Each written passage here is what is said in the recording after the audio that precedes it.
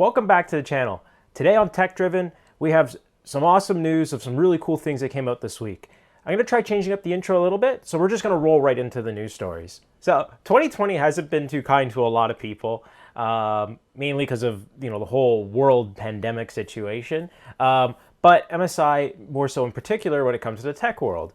They've had a few different bumps in the roads. One of the major ones being their CEO passed away from a major fall. There was the whole debacle about them trying to pay off reviewers or delay reviewers from publishing honest reviews, which I think is very important. As well as there was the whole price scalping thing with the RTX 3000 series of cards. So they haven't had it too easy. And then let's just add the cherry on top as we're almost done the year. Their building catches on fire at one of their major manufacturing plants in Shenzhen, China. So this was November 5th afternoon. There was a video that was posted up on Reddit of the building on fire. MSI shortly later posted a statement saying, an accident occurred in MSI factory in Shenzhen on November 5th. MSI activated its emergency measures and notified the fire department to deal with it immediately. There were no injuries were caused, and the production line was not damaged. In the future, MSI will continue to strengthen and educate and train personnel. At the present, all units are operational as normal. Thank you for your concern. So that's a good sign. So it definitely didn't affect production from the sounds of it. No one got hurt, which is a bonus. So I'm guessing there's probably a little bit of building repair that needs to happen. Maybe they were trying to test one of their new cases, and because they don't understand thermals when it comes to computer cases, it just caught on fire. Just a fun pun. So Fractal Design has always been a company that's been design focused, but functionality as well. Unlike some other brands that maybe go tempered glass everywhere, or we're going to shove a fan right up to the glass because, it looks cool, but it doesn't do anything when it comes to airflow. Fractal's always, they've had tons of cases with solid front panels, but they had ventilation down the sides and on the bottom to let air in, and on top of really good dust filters to let the air in, filter the air, and still provide good airflow at quiet temperatures in their cases. And that's mainly like the solid front paneled one would be the Define series cases. I've always liked them. They've been great as server cases, but they've always looked aesthetically pleasing. I've done a few builds in them and I've never been disappointed, and they've always been easy to work with. The Meshify series of cases is also takes that kind of formula, except for removes the solid front panel and puts a mesh front panel, and it's a lot more airflow focused, and it's got that cool geometrical shape front, which is really neat. And funny enough, now you see Cooler Master kind of copying it with one of their cases. So there's now a Meshify 2. It comes in two different flavors, a Meshify 2 regular, I guess, and the Meshify 2 XL, which is a little bit bigger. I'm going to focus on the Meshify 2 because the XL, for people who want gargantuan cases, you could probably shove it with way more water cooling gear or tons of hard drives and things like that. But even then, the regular Meshify can hold 11 hard drives. You could put a 360 radiator up front. You could put a 420 up top, which is nuts because it's a very long case. You could put a 280 in the bottom. So, that's got better RAD support than my Leon Leo 11. Now, they don't really say how fat your radiators can be. So that's always like, yeah, you can put it there, but it doesn't mention how fat they are, just in the blurb I'm reading. But as well as I mentioned, it can hold 11 hard drives, which is nuts. But then if you don't want them, you can just take out all the drive bays and you have all that free space for either radiator support, reservoirs, pumps, long video cards, i.e. like a 3090, which is fantastic. And the case has great airflow because it's got a full meshed front with two large fans in the front. They look like 140 millimeter fans because Fractal really likes to use 140s, as you can spin them lower so they're quieter, but they still move ample airflow. It's got removable dust filters on the top and on the front, which is very nice. And the front actually hinges out, which makes it very easy for maintenance, where a lot of cases fail on that I've seen in the past, where you have to actually like pop off the front panel, or sometimes you have to like rip it off and it feels like you're going to break it just to clean the dust filters. Like I know my Leon Leo 11 is actually pretty easy. You just take the top off, then take the side off, and they're magnetic, which is fantastic. But even then, the dust filtration on this case sucks. It's probably one of the worst that I've had. But I don't know, I'm really stoked about this case. I definitely want to try to do a build in it. I have a few friends that are looking at doing builds, so maybe I'll try to lean them towards this so I can get a chance to show it to you guys and show you my opinions on the meshify too. So we are just around the corner from the Radeon RX 6800 and 6900 launch. So there's a lot of partner cards are coming out, and I'm going to be covering a few of those today as pictures and some teasers were shown off of some.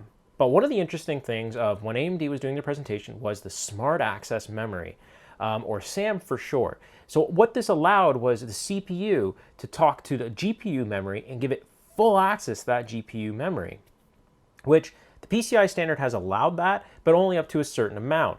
But now with the SAM enabled, it's allowing all the memory to be accessible by your CPU. So, and AMD was saying that they saw performance increases anywhere between 2 to 10%. And now it looks like Nvidia, while watching closely, went, yeah, we can enable that on Ampere as well. And they have already been working on it. According to Gamers Nexus, they had a tweet posted, and I'll read it word for word, I'll put it on here, but the capability for resizing the bar in the part of the PCI Express spec, NVIDIA hardware supports this functionality and will enable it on the Ampere GPU throughout the future software updates. We have been working internally and are seeing similar performance results. So that is interesting, where AMD looked like they had this really cool proprietary boosting in performance, where you may have to get the best out of an RX series card, or 6800 series or 6900 series card, was to pair it with a Ryzen 5000 CPU. Now that doesn't look like that is the case. It looks like now this also may be available to NVIDIA video cards, giving NVIDIA that edge and that extra bump in performance too. So we'll see. I am really interested to see when this actually officially launches, if and when it does, and to see when the RX 6800 and 6900 come out and how they compare against the Ampere cards. So the rumor mill has been going insane about a 3080 20 gigabyte model. A couple weeks ago, there was rumors, like almost right after the 3080 launch, of a 20 gigabyte model and a 10 gigabyte model of the 3070. So now there's rumors of a 3080 Ti. That's going to slot between a 3090 and a regular 3080. What are the key differences? Well, from what I have found and what the source that has posted online has said, is the biggest difference is it's regular GDDR6, much like what AMD is using with their series of cards. It's a lot cheaper memory to produce, which means they can actually price the card at a lower price by giving it more VRAM. The card has doubled VRAM over the 3080, so from 10 to 20. The speed is the same, but it's regular GDDR6, not GDDR6X like the 3080. So it has cheaper memory, but it's the same speed, same bit bus. What does that mean in performance? I don't think that'll make a massive difference when it comes to the actual speed of the memory, but when you are doing higher resolution tasks that require a ton of VRAM, or anything that does require a lot of VRAM, that extra 10 gigabytes will make a difference. When it comes to performance, they are bumping up the CUDA cores to 3090 levels to 10,496 apparently. So that's a good bump over a 3080, and then if you really take that into account, it's only 4 gigs off in VRAM of a 3090, and it's a little bit slower by like a hair. So then it's like, what are you doing, Nvidia? Like, who's going to want to buy a 3090 now at $1,500? Only people that are going to want to buy it, well, actually, probably the only people that are going to buy it are the people that already bought it already, the people that have, I don't give a shit money, and they're part of the More Money Than Brains Club, and they just want to have the fastest system out there.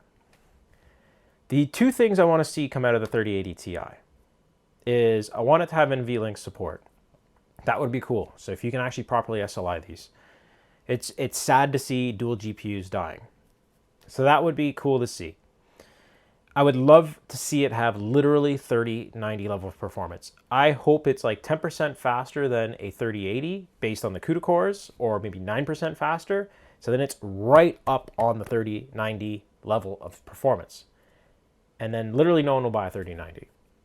But also the whole reason for this card is it's supposed to be $1,000. And what other card is going to be $1,000 that's coming out soon? Let me think about that. Oh yeah, a 6900 XT.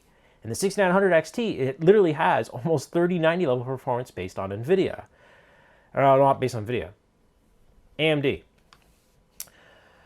So that's really interesting. So this card should come out in January of next year, apparently. So if this comes out and actually performs basically 3090 level performance for $500 less, and then the 6900 XT performs at or above 3090 levels at that $1,000 price point, man, consumers have just won huge. And thanks to AMD for that, and then Nvidia realizing, well, we can't hose people forever. So let's continue talking about video cards. So as we approach closer and closer to the AMD Radeon RX 6800 launch, partners are finally revealing their cooler designs and their custom cards. So a whole bunch of them in a previous episode said, hey, we're coming out with a card, we're going to have the cards, and here's the reference cooler, the triple axle cooler, which I think looks fine, and it's a great cooler, but now some of the AMD only partners are showing off their cards. So last week I spoke about Sapphire teased their card and they just showed the top of it. Now they've shown off 3 different versions, and there are 6800 and 6900 XT, which is great. So the different versions are the Nitro Plus SE, which the biggest difference of the SE, it features ARGB fans. It's a limited edition card, apparently. Or not limited edition, I should say, special edition card. And it has ARGB fans. And they've done that before with the RX 680, or not, RX 580 and the RX 590. Then there's a Nitro Plus, which basically is the same card with no RGB fans. And it's more blacked out, black and silver kind of look, versus the Nitro Plus is more, in these pictures, it looks more silvery white with the ARGB fans. And they're triple axle fans. And oh, wow, look at that. It has a blow-through cooler design. Oh my God, Nvidia wasn't the first one to think about it.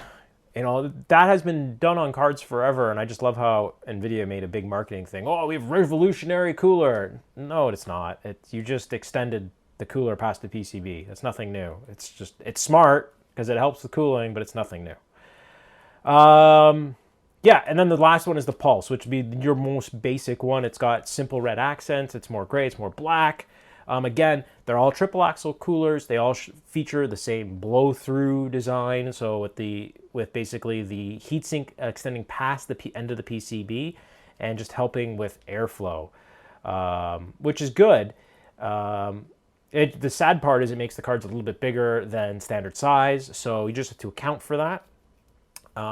Now, do we know if they're all going to be like reference PCB? Based on the look of it, these 3 different versions, it looks just aesthetic that are different, but we won't know until you have your hands on it, pull the coolers off into a PCB analysis. So ASRock, another partner that recently started making AMD video cards, with basically starting with the Radeon 7 and the 5700 XT. I think they also did some of the RX 580s and the 590s. That I'm not sure, but I know they are now doing a 6800 series of cards. So features triple axle fans, but theirs packs a 3x8 pin power plug. So that's pretty impressive. They're putting a lot of power into it, more than what AMD has recommended for their original spec. So this new card is the 6800 Taichi. It has that same kind of look as some of their motherboards. It has a dual BIOS, so a performance and a quiet mode, which is great. So if you are doing any BIOS flashing, it's nice to have that dual BIOS. It has some RGB accents. The center fan has some cool RGB, but it does not have a blow-through style design. It's just a solid PCB on the back with a metal backplate. But I think it's overall a cool-looking card. We'll see how it performs when it does come out. So XFX, who's making AMD cards for a long time, this week teased their new cards, featuring, again, a blow-through style cooler, where the heatsink extends past the PCB. But the interesting thing on theirs, and also these are going to be thick with 2 C's, is the naming that XFX has gone with. And by the looks of it, it doesn't look like they're going to be using cheap, ugly plastic like they did before. But the interesting thing is, and I wonder if they just did these renders well early on in the 6800's life cycle, because they still say 6800 XL on them, and allegedly that was a possibility for the naming of the cards, or maybe there's another version of the card that we don't know about yet. Interesting. So this week, Intel has announced their new tech coolers for their high-end, well, you can use it on really any current 10th gen Intel CPU, but it's really geared for guys with the high-end, super gold, awesome binned CPUs to go sub-ambient. Now, there's two manufacturers that have licensed out this technology, using the thermoelectric coolers that allow you to go sub-ambient without needing liquid nitrogen or extreme cooling or ice water or anything like that. You can bolt it on either an AIO version or a custom water loop version, which is awesome. So Cooler Master and EKWB have shown off theirs. Now the EK one, we did see a preview. If you watch the LTT channel, Linus Tech Tips, he showed it off in a video of the fastest gaming computer of right now, and they blurred out a lot of it. But I was really curious when I saw that, and I went, huh. So like, did EK just make some crazy cooler? And then when they showed the actual temperatures, it was like, wait, it's running at like almost zero, which was interesting. But now EK has shown off all, and they, I guess the NDA has lifted, and now they can show off all the details. And they were using tech coolers, so thermoelectric coolers, and that makes sense. Having that plate really drops temperatures. But it's really interesting. So there's a controller that goes over top that has a moisture sensor, and it also has a moisture barrier that goes over the socket to help prevent that warm air getting in and around the socket causing moisture. And also the tech just doesn't run at 100% all the time. It actually can ramp up its voltage and ramp down its voltage, unlike a traditional dumb techs, is you just put power to them and they just go at full throttle. So this is really interesting to see, because there's always been innovation in doing this, and people have always tried it. You can buy little tech coolers and play with them. But I think this is really awesome. I would love to see this technology to be available the coolers to be available also on AMD. I think it shouldn't be limited to just Intel, but again, it looks like Intel's developed the software, pioneered like the whole solution, and then they license it out, the technology, to like EK or Cooler Master, and Cooler Master built an all-in-one solution, so you just take it out of the box, plug it in a computer case that can hold a 360 rad, the external pump, and the water block, where the EK version is a lot more DIY. They just give you the unit, and the sensor and everything clips on top of it, and where the power goes on the side and the USB goes on the top, and then you have to run your water hoses out of it. But if you want to do some crazy overclocking with like a 10900K, this definitely, if you're into tweaking, this is super cool. Forgo, okay, yeah, AMD's faster right now, blah, blah, blah, all that stuff. I think from an enthusiast standpoint, this is bloody awesome. So that's just another show. I don't know, it feels like this one's going to be a short one. I'll have to see once I edit it. There's a lot of little stories. Nothing really major happened this week. I would say the biggest thing probably was the tech coolers, and that's probably something I'm really excited about, and I think that's really awesome. And I almost would want to buy a Intel setup just to play with one of those. And just to play at overclocking at sub-ambient. So that's really neat. But one really cool thing I want to talk about before I wrap up the show is this week, and remember last week, if you stuck around to the end of the show, I was talking about the Noctua NF A12 fans. Well, they came in stock on Amazon. I picked up 6 of them. I pulled the trigger on it, and I wouldn't doubt they're already out of stock. But now I have all the pieces to refresh the water cooling loop in my computer. So we have 6 fans to replace. We have new PETG tube. We have some new fittings to rearrange it, and we have coolant. So I have a week off work coming up at the end of this month. That's when I'm going to work on it, and that's when I will be shooting the videos. So expect sometime early December, late November to see that rebuild. Because for every minute that PC's down, I can't shoot videos. So it's going to be try to work on it throughout the week when I'm not shooting the news show, and hopefully get it done ASAP. As well as I'll be shooting videos during that breakdown, as I mentioned before. So anyways, if you've enjoyed the show, please remember to subscribe, like, and hit the notification bell. It really helps me out. and share the video. Anyways, I hope you enjoyed and have a great day.